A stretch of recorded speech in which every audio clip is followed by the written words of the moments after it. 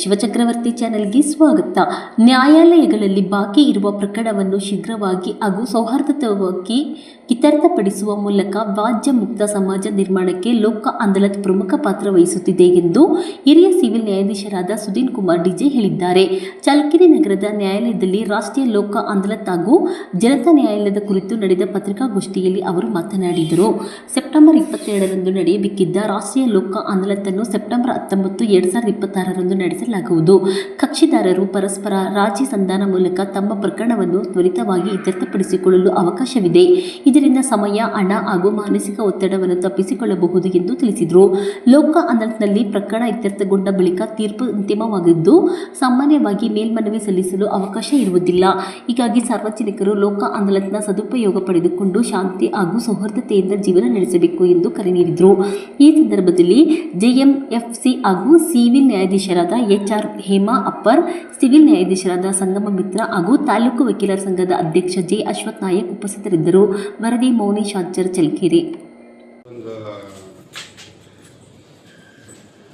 ಪತ್ರಿಕಾ ಸಭೆಯನ್ನು ಕರೆದಿರುವಂತಹ ಮಹತ್ವಪೂರ್ಣ ಉದ್ದೇಶ ಏನಂದರೆ, 3ನೇ ರಾಷ್ಟ್ರೀಯ ಲೋಕ ಅದಾಲತ್ ಬಂದಿದೆ.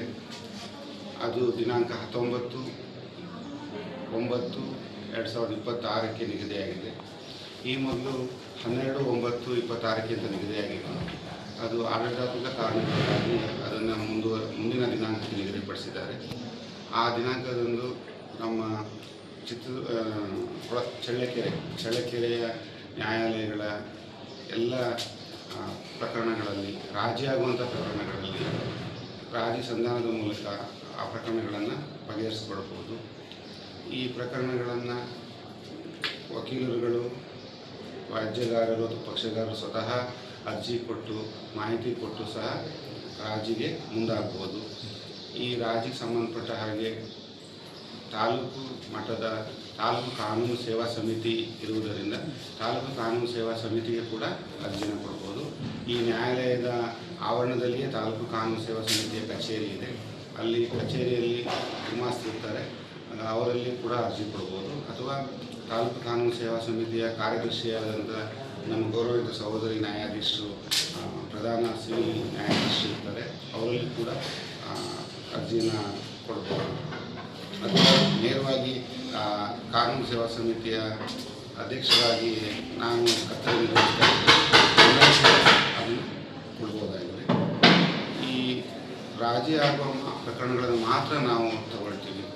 ರಾಜಿ ಆಗಲಾದ ಪ್ರಕರಣಗಳನ್ನು ತಗೊಳ್ಳಿಕ್ಕೆ ಬರೋದಿಲ್ಲ.